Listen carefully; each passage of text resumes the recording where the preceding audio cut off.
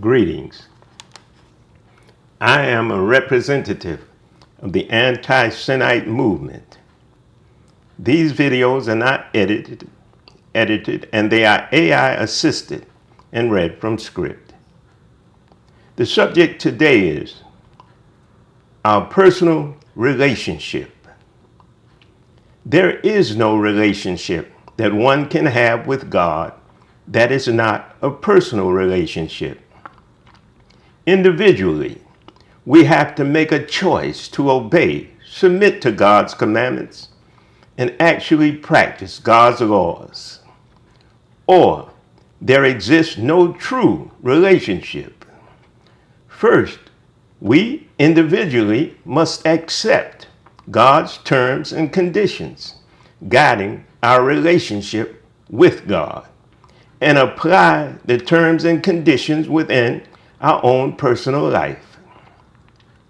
There is no force or power which God has given us that allows us to cause anyone else to obey God when that individual flatly refuses to obey God.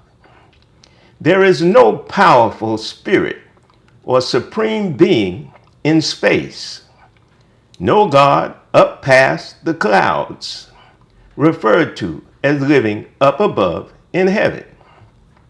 This so-called imaginary supreme being or power in outer space is not the cause or reason we obey God's commandments. Christ made it clear in reference to his statement that God is found within. He and the Father are one.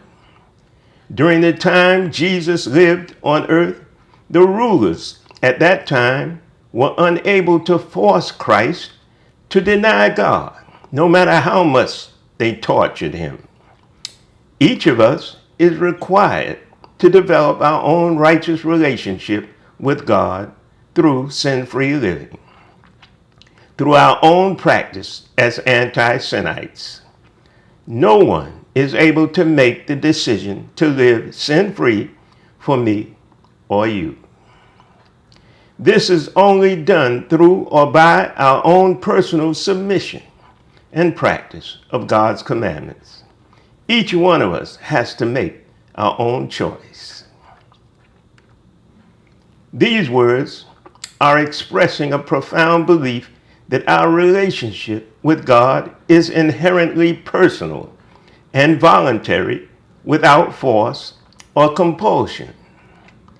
This ideological stance is central to the anti-Semite movement. This viewpoint of our personal relationship underscores the importance of our individual choice and personal accountability. The anti-Semite movement of sin-free living is singularly our own personal journey, practicing sinlessness through obedience to God's commandments. Let's explore some key aspects of this idea. Personal responsibility in obedience. This premise is that no one else can compel us to obey God.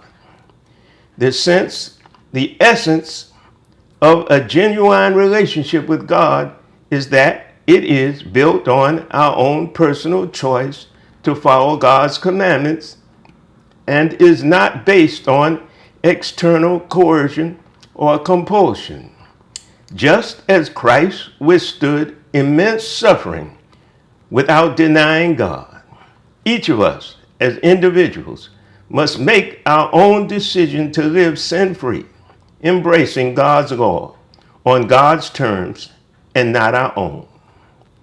This journey towards sin-free personal purity is deeply internal, driven by one's own will and desire to align with divine principles and practices, as Christ did, even under the threat of death and or unto death itself. God's presence within. The idea that God is found within affirms that the power to live in righteousness resides in us through our own personal conviction. God doesn't force obedience. Instead, God's words of truth serves as the guiding force available to all those who seek God's truth, light, and way. Voluntarily submitting to God.